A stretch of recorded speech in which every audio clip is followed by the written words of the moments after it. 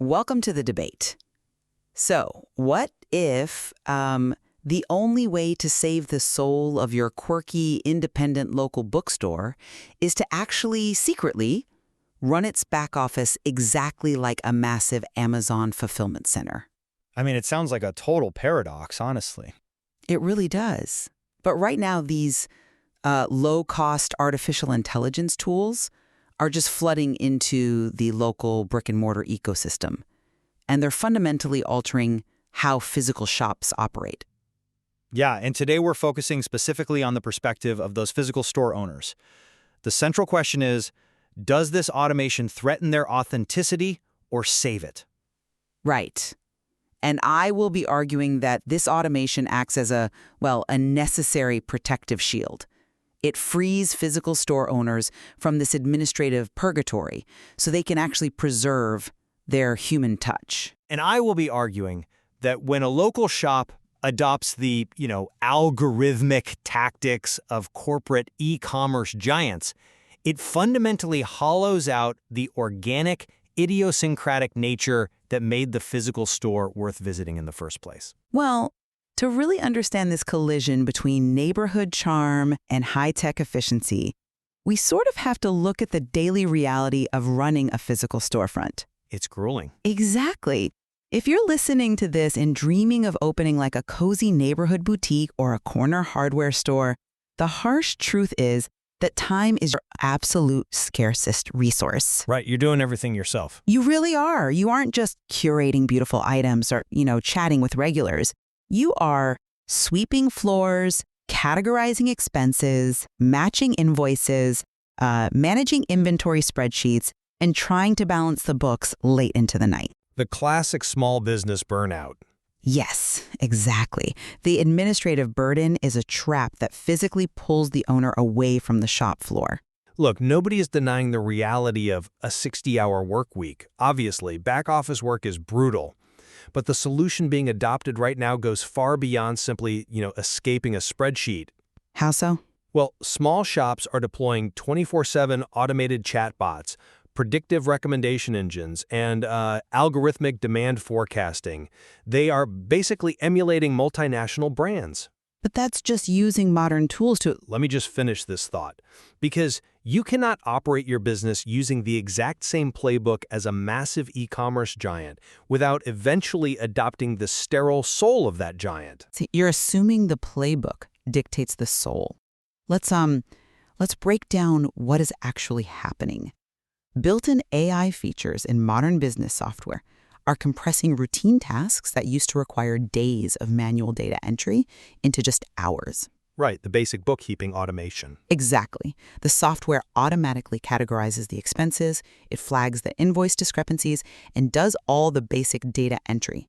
By delegating that crushing operational weight to an algorithm, the store owner is released back onto the floor. Okay, but wait, just to finish the point, automation isn't replacing the shopkeeper. It is the exact mechanism that ensures their personal touch survives, because they actually have the time to look a customer in the eye. Okay, escaping back office bookkeeping is one thing, right? I'll concede that. But this technology doesn't stay in the back office. That's the issue. You mean it interacts with the customer? Yes, it is crossing the counter and mediating the relationship with the customer. A local physical store is special precisely because of the owner's distinct voice, their actual physical presence, and, their human intuition. Right, I'm with you on that. So when you start substituting the shopkeeper's genuine interaction with automated customer service touchpoints and algorithmic marketing, you are stripping away that bespoke environment. You are taking a community space and replacing its core with a localized digital algorithm. Okay, let's dig right into that customer interaction, because we really need to define what the personal touch actually looks like in practice. Sure. You're suggesting that using AI in customer-facing ways dilutes the warmth of a local business. But the reality on the ground shows that AI amplifies that warmth by allowing a single shopkeeper's knowledge to scale. You're going to have to explain the mechanics of that, because, how exactly does a machine amplify human warmth? By giving the owner a scaled memory. Think about a local, independent bookstore owner who has, say, 3,000 customers in their database. Okay, a decent-sized local shop. Right. She physically cannot remember that a specific customer who comes in twice a year buys every new history book about the Roman Empire. And she certainly doesn't have the time to sit down and draft a personal email to that one customer when a relevant title arrives. So she delegates the relationship to a machine. No, she delegates the tracking and the drafting to the machine. The relationship is still hers. Let's look at how this works technically. The store uses a CRM, customer relationship management software. Essentially, a digital Rolodex hooked up to the cash register. Exactly. The CRM's AI looks at the purchase history, sees the match when the new Roman history book is scanned into inventory, and it automatically drafts an email. An email written by a bot. But the email is trained on the store owner's actual voice and tone. It suggests the book to the customer in her style. This combines the human owner's actual curation of the inventory with AI-driven personalization. It extends the physical counter into the customer's digital life, deepening loyalty without requiring the store to hire a marketing department. We have to be intellectually honest about the definition of human warmth here. Human warmth requires a human. It originates from a human. But when that customer receives that email, they are under the illusion that the local shopkeeper remembered their specific taste and actually took the time to reach out. But that didn't happen. They still got the recommendation they wanted? Right, but a recommendation engine, basically a piece of software pinging a database of purchasing habits, triggered a large language model to mimic the shopkeeper's tone. That isn't human warmth. That is a highly successful marketing simulation. Okay, but if the customer gets exactly the book they want and feels connected to the store, and the store makes a sale that keeps its doors open, why does the unseen mechanism matter? It matters because of authenticity. And authenticity is like the only true competitive advantage a physical store has left against the giants. I think you're romanticizing it a bit. No, think about it through this analogy. Using AI to categorize your tax expenses in the back room is like having a silent accountant. Nobody objects to that. It's purely functional. Sure. But using an AI to generate these personalized messages or deploying a chatbot on the store's website to handle customer questions is like putting a robotic greeter at the front door of a neighborhood shop. That's a bit of a stretch. Is it? The friction of calling the store and actually speaking to the owner is the charm. You were optimizing away the very friction that makes the place real. See, you're romanticizing a very stressful reality for both the owner and the customer. You're assuming the customer wants the friction of waiting until 10 a.m. on a Tuesday to call the store just to ask if a specific brand of paint is in stock. Sometimes that conversation leads to a connection, though. Or it's just someone asking what the holiday return policy is. Deploying an AI-driven knowledge base to handle basic support doesn't replace the deep philosophical conversation about which novel to read. It intercepts the 50 repetitive questions a day that completely exhaust small teams. I still think... Let me just add, it allows the owner to be fully present and energized for the complex, meaningful human interactions because they aren't answering the phone every 10 minutes to say, yes, we are open until 6. Answering the phone is part of being embedded in a community. You're available to your neighbors. But let's move beyond chatbots because the deepest layer of this transformation isn't marketing. It's decision-making. Okay, let's go there. We are talking about fundamentally altering the internal mindset of the independent operator. Wait, before we argue about whether an algorithm ruins a store's vibe, help me clarify the logistics for the listener. Because how is a tiny corner shop even affording this level of data science? Right. I mean, I thought predictive algorithms and demand forecasting required massive corporate IT departments and millions of dollars. Well, they used to. But now these shops use SaaS, software as a service. This means instead of building a custom system, the shop owner pays a small monthly subscription to just log into a web browser. So it's super accessible. Exactly. The platform provides enterprise-level AI that plugs directly into their existing cash register or point-of-sale system. It digests their daily sales data, integrates it with broader market trends, and spits out actionable insights. Which is precisely why this is a matter of pure survival. Independent physical stores operate on razor-thin margins. They do. They don't have the cash reserves to absorb massive mistakes. Relying purely on gut instinct or, outdated monthly spreadsheets is incredibly dangerous right now. But gut instinct is devastating. Overstocking of a seasonal item, understocking a popular product, or pricing something incorrectly can literally close the doors permanently. Giving these owners dashboards that turn raw data into smarter decisions removes the guesswork that causes bankruptcy. You're praising this as survival, but you're ignoring what gut instinct actually means in the context of local retail. The software developers frame gut instinct as a vulnerability, right? A human error to be engineered away by data science. Because mathematically, it often is an error. But in a local boutique, a record store, or an independent bookshop, the owner's gut instinct is their curation. It is their distinct taste. It is literally the soul of the business. Are you arguing that making blind, mathematically poor inventory decisions is the soul of the business? No, I'm arguing that human inventory decisions are the soul of the business. Look, if a local shop optimizes its inventory purely based on AI demand forecasting and aggregate market trends, it logically converges on the mean. Not necessarily. It does. The algorithm looks at local data and says, stock this specific pop record. It will sell rapidly. It doesn't say stock this obscure weird jazz album. If a store is stocking what the algorithm demands, it just becomes a localized physical algorithm itself. It becomes entirely indistinguishable from a multinational big box retailer just operating in a smaller square footage. I completely reject that framing because it assumes the AI acts as a dictator rather than a tool. It's a very persuasive tool. Sure, but using AI for local inventory is like giving the shop owner a pair of night vision goggles. The owner is still the one walking through the woods, making the conscious decisions on where to step and what path to take. Okay, I like the analogy, but The AI simply illuminates the financial obstacles like a sudden drop in demand for a certain product that the owner couldn't see in the dark. The dashboard might tell the record store owner they are losing $2,000 a month by understocking jazz in the summer. right. But the owner still decides which jazz artist to bring in based on their exquisite idiosyncratic taste. It is a synthesis of human curation and empirical data. That sounds ideal, I'll admit. But the structural framework dictates the behavior. When a small business owner who is stressed and operating on those razor-thin margins you mentioned is staring at a dashboard that explicitly warns them, item A will generate 15% more margin than item B based on current market trends, the psychological pressure is immense. Well, they want to stay in business. Exactly. So the actionable insight functionally becomes a mandate.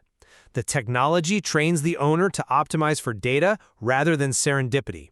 And serendipity, finding that weird, unprofitable, but beautiful item on the bottom shelf, is why people shop local in the first place. Let's push this into an even more controversial area of decision-making then. Dynamic pricing. Because optimizing inventory is one thing, but these affordable SaaS tools also allow small physical shops to adjust prices on the fly based on real-time demand. Yes, exactly. And this is where the corporate mechanism violently clashes with the local ethos. But again, let's explain the how before we condemn it. If a local hardware store doesn't have an army of employees running around printing new price stickers every hour, how does dynamic pricing actually happen in a physical space? Right, it happens through electronic shelf labels connected via an API, an application programming interface, to the store's central system. It's pretty amazing technology. It is. The AI software constantly pulls in external data.